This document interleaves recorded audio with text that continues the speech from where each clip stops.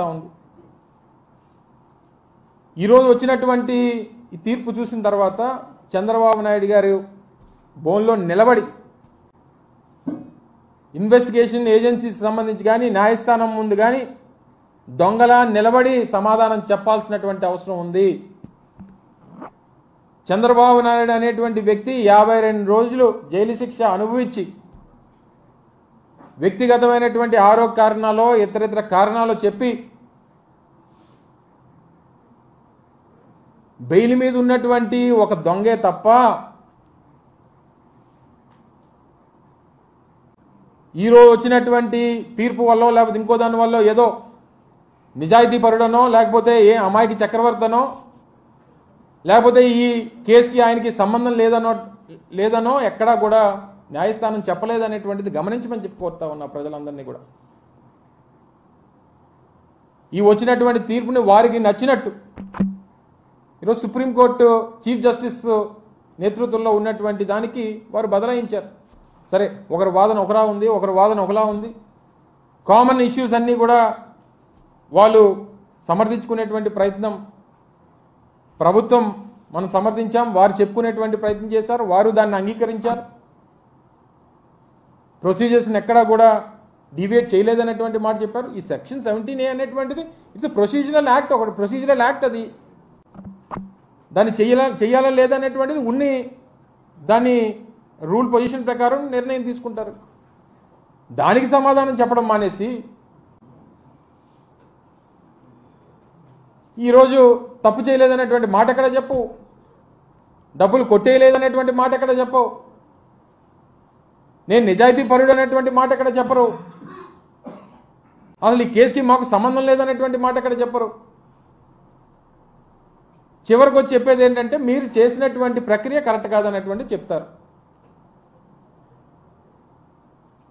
మీరు చేసినటువంటి దొంగ పని, మీరు చేసినటువంటి కరప్షను, మీకు ప్రజలు అధికారం ఇస్తే మీరు చేసినటువంటి అక్రమాలు అన్యాయాలు ఇవన్నీ కూడా ఇన్వెస్టిగేషన్ ఏజెన్సీస్ కానీ అనేక కేంద్ర ప్రభుత్వానికి సంబంధించినటువంటి సంస్థలు కానీ వారందరూ అంగీకరించారు. కాబట్టే ఈరోజు ఆయన శిక్ష రిమాండ్కు వెళ్ళి ఈరోజు బెయిల్ మీద తిరుగుతూ ఉన్నారు. ఈరోజు ఏదో మంచి జరిగిపోయి కేసు కొట్టేసినట్టు టీవీ ఛానల్స్ కొన్ని వాళ్ళ ఎల్లో మీడియా చూపిస్తూ ఉంది. అసలు ఏమీ లేనట్టు చంద్రబాబు నాయుడు గారు కడిగిన ముత్యంలా బయటకు వచ్చేసినట్టు, అసలు ఆ ఇచ్చినటువంటి అసలు వేసినటువంటి కేసేంటి, వారు చెప్పినటువంటి న్యాయస్థానం చెప్పినటువంటి మాట ఏంటి, ఎక్కడా కూడా సంబంధం లేకుండా వారు వాళ్ళ తాలూకా వాదన చూస్తూ ఉంటే చాలా అన్యాయంగా అక్రమంగా ప్రజల్ని తప్పుదోవ పట్టించేటువంటి ప్రయత్నం చేస్తూ ఉన్నారు. చంద్రబాబు నాయుడికి చేతికి పడినటువంటి సంఖ్యలు కానీ ఆయన మీద పడినటువంటి ఈ అవినీతి మచ్చ కానీ ఆయన నిరూపించుకోవాల్సి ముందుకొచ్చి చెప్పానండి. న్యాయస్థానం ముందు నేను నిలబడి చెప్తాను, బోన్లో నిలబడి నేను తప్పు చేయలేదనేటువంటి మాట చెప్తాననేటువంటి మాట ఈ రోజు వరకు గడిచినటువంటి 4-5 నెలలుగా ఆయన మీద కేసు ఇదంతా కూడా నడుస్తుంది. ఈ రోజు వరకు ఎక్కడ మాట్లాడు దాని మీద ఎక్కడ చెప్పడు, నేను తప్పు చేయలేదనేటువంటి మాట చెప్పడు ఎక్కడ. వీటన్నిటికన్నా మించి రేపు ప్రజల ముందు ప్రజాక్షేత్రంలో ప్రజలు నిర్ణయిస్తారు. సరే, న్యాయస్థానం ఈ ప్రొసీజర్స్ ఈ చట్టాలు మనకున్నటువంటి ప్రక్రియలు ఇవన్నీ సాగుతూ ఉంటాయి. ఎండ్ ఆఫ్ ది డే ప్రజలు చంద్రబాబు నాయుడు చేసినటువంటి తప్పుని గమనిస్తూ ఉన్నారు. తప్పకుండా ప్రజాకోర్టులో మరొకసారి శిక్ష పడేటువంటి పరిస్థితి దగ్గరలో ఉంది అనేటువంటి మాట ఈ సందర్భంగా మీ ద్వారా మరొకసారి తెలియజేస్తా ఉన్నా.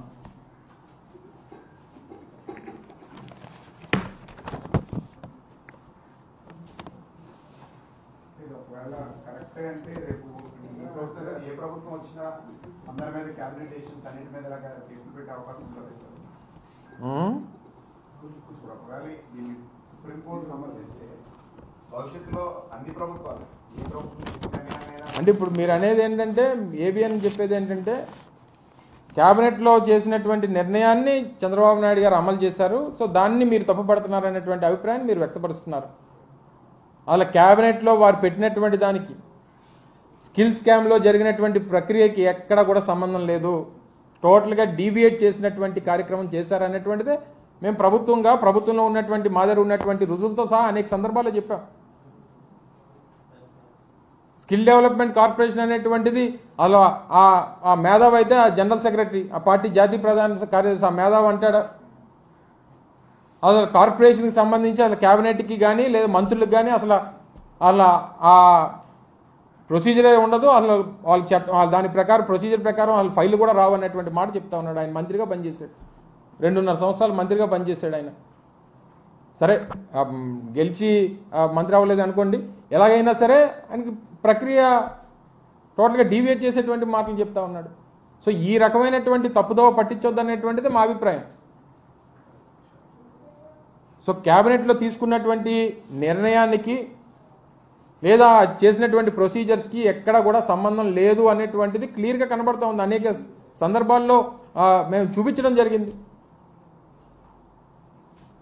మళ్ళీ దాన్ని క్యాబినెట్ పట్టుకొని దాన్ని మళ్ళీ డీవియేట్ చేసేటువంటి ప్రయత్నం చేస్తూ ఉన్నారు. వర్తించదని చెప్పి కోర్టే చెప్తుంటే మళ్ళీ నన్ను అడుగుతున్నాను. సరే ఏదేమైనప్పటికీ ఇద్దరులేని అదే చెప్పాను కదా, ఒకరు వర్తిస్తుందన్నారు, ఒకరు వర్తించదన్నారు. కాకపోతే జరిగినటువంటి ప్రక్రియ రిమాండ్కి తీసుకోవడం కానీ లేదా విచారించడం కానీ లేకపోతే ఆయన్ని జైల్లో పెట్టడానికి సంబంధించి ఇద్దరు కామన్గా వారు అంగీకరించారు. 17A అనేటువంటిది అసలు నీకు జరిగినటువంటి అవినీతికి నీకు సంబంధం లేదనేటువంటిది కాదు కదా 17A కేసు. 17A అనేటువంటిది ఇట్స్ ప్రొసీజర్కి సంబంధించినటువంటి దాని మీద వేసినటువంటి కేసు అది. అది చంద్రబాబు నాయుడు గారికి కేసుకి స్కిల్ స్కామ్కి సంబంధం లేదనేటువంటిది ఆ సెక్షన్ కానీ లేకపోతే ఆ కేసు మీద వేసినటువంటిది స్కాష్ కాదు కదా. సో దాన్ని ఎందుకు వాళ్ళు పూర్తిగా కేసుకి దీనికి ఎందుకు ముడి పెడుతున్నారు అనేటువంటిది మా అభిప్రాయం. ఎందుకు మీకెందుకు గౌరవపడుతుంది, మీరెందుకు గౌరవపడుతున్నారు? నాకు లేని గౌరవం మీకెందుకు? 3 కాకపోతే 4, 4 కాకపోతే 5, లేకపోతే వాళ్ళ సీట్ లేకపోతే పార్టీకి పనిచేస్తారు. మొదటి నుంచి చెప్తున్నాను కదా, మీకెందుకు నా గురించి గౌరవం మీకు? అంతే కదా. కొత్త పార్టీలు కొత్త వాళ్ళు అందరూ వస్తున్నారు కదా, వాళ్ళందరూ చూస్తున్నాం కదా. వాళ్ళు ఏమని ఏపీపీ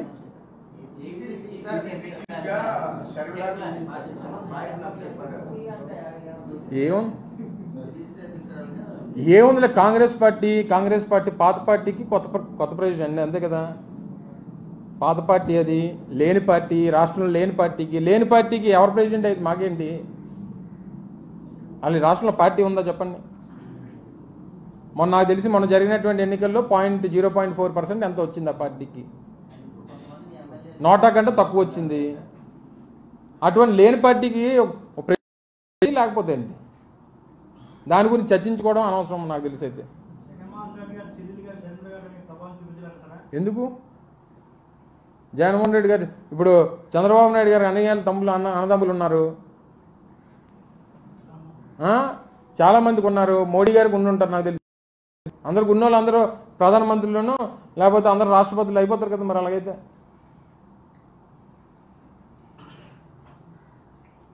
వాళ్ళ పార్టీ లేదు కదా. కాంగ్రెస్ పార్టీ అనేటువంటిది ఈ రాష్ట్రంలో ఆంధ్రప్రదేశ్లో కాంగ్రెస్ పార్టీకి ఓటు కానీ సీటు సంగతి పక్కన పెట్టండి, ఓటేసిన లేడు.